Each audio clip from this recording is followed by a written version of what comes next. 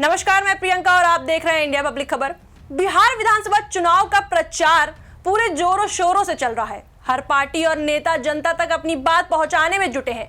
इस बीच एक दिलचस्प नजारा पटना एयरपोर्ट में देखने को मिला, जहां नेता तेज प्रताप यादव और भाजपा सांसद रवि किशन एक साथ बातचीत करते नजर आए। दोनों नेताओं की यह मुलाकात कुछ ही मिनटों की थी, लेकिन सोशल मीडिया से लेकर राजनीतिक गलियारों तक चर्चा का बड़ा कारण बन गई है। दरअसल तेज प्रताप यादव गया जिले में अपनी पार्टी के उम्मीदवारों के लिए प्रचार करने के बाद पटना लौट रहे थे। वहीं रवि किशन भाजपा की चुनावी सभाओं को संबोधित कर पूर्वी और पश्चिमी चंपारण से पटना लौटे थे। दोनों की फ्लाइट लगभग एक ही समय पर लैंड हुई और यहीं पर दोनों नेताओं की मुलाकात हो गई। जैसे ही पत्रकारों ने दोनों को साथ देखा, कैमरे और माइक तुरंत उनकी ओर घूम गए। किसी ने पूछा क्या चुनाव के बाद कोई नई सियासी कहानी बनने वाली है, तो किसी ने यह तक कह दिया कि तेज प्रताप क्या एनडीए में शामिल होने वाले हैं। इन सवालों के बीच भाजपा सांसद रवि किशन मुस्कुराते हुए बोले, हम इनको जितना देख रहे हैं या जान रहे हैं, इनके हृदय को सब लोग बहुत प्रेम कर रहे हैं। ये अच्छे दिल वाले इंसान हैं और भोलेनाथ के भक्त हैं।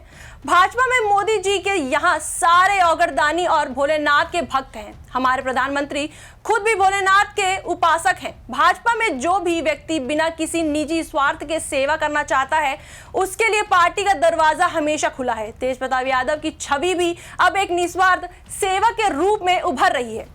रवि किशन की इस बात ने तो जैसे सियासी हलचल और बढ़ा दी। लोगों को लगा कि कहीं यह किसी नए समीकरण का इशारा तो नहीं। जब पत्रकारों ने रवि किशन से पूछा कि क्या तेज प्रताप के साथ कभी राजनीति में कुछ गलत हुआ, तो उन्होंने बड़ी सधी हुई बात कही, ये चुनाव का समय है, मैं इस वक्त कुछ गलत या सही नहीं बोलूंगा। जनता सब जानती है। जनता और प्रभु दोनों आंख के अंदर से आत्मा पढ़ लेते हैं। अब बिहार पहले से ज्यादा अद्भुत हो गया है।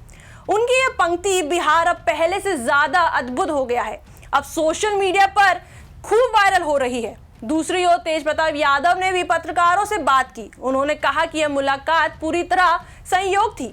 अभी अभी मुलाकात हुई है, पहली बार रवि किशन जी से मिले। ये भी भगवान भोलेनाथ के भक्त हैं और हम भी भोलेनाथ के भक्त हैं, तो बस यहाँ मुलाकात हो गई। इसके बाद जब उनसे पूछा गया कि क्या चुनाव के बाद वो एनडीए को समर्थन देंगे, तो उन्होंने थोड़ा कूटनीतिक जवाब दिया। हमने पहले ही कहा था कि जो बेरोजगारी मिटाएगा, जो रोजगार देगा, हम उसके साथ रहेंगे। उनके इस बयान ने एक बार फिर अटकलों को हवा दे दी। जब पत्रकारों ने पूछा कि भाजपा के नेता आपकी प्रशंसा कर रहे हैं, इस पर आप क्या कहेंगे, तो तेज प्रताप मुस्कुराते हुए बोले, प्रशंसा क्यों नहीं करेंगे, ये भी टीका लगाते हैं, हम भी टीका लगाते हैं।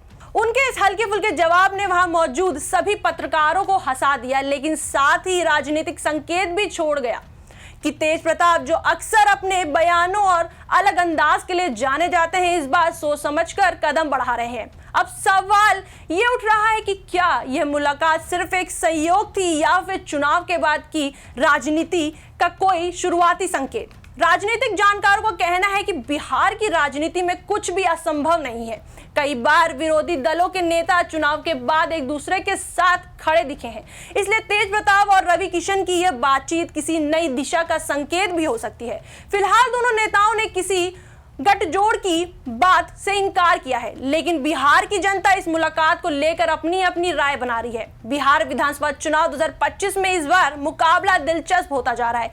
एक और नीतीश कुमार और एनडीए की टीम है, वहीं दूसरी ओर महागठबंधन के नेता अपनी रणनीति मजबूत कर रहे हैं। लेकिन तेज प्रताप यादव का यह बयान, जो बेरोजगारी मिटाएगा, हम उसके साथ रहेंगे, बताता है कि वह अपनी सियासत को लचीले अंदाज में आगे बढ़ाना चाहते हैं। अब देखना यह है कि क्या एयरपोर्ट वाली मुलाकात किसी बड़े राजनीतिक समीकरण की शुरुआत है या फिर बस चुनावी मौसम में हुई एक सामान्य भेंट। लेकिन इतना तय है कि बिहार की सियासत में इस मुलाकात ने एक नई हलचल जरूर पैदा कर दी है। इस पर आपकी क्या राय है, हमें कमेंट सेक्शन में जरूर बताएं। वीडियो को लाइक करें, शेयर करें और हमारे चैनल को सब्सक्राइब करें।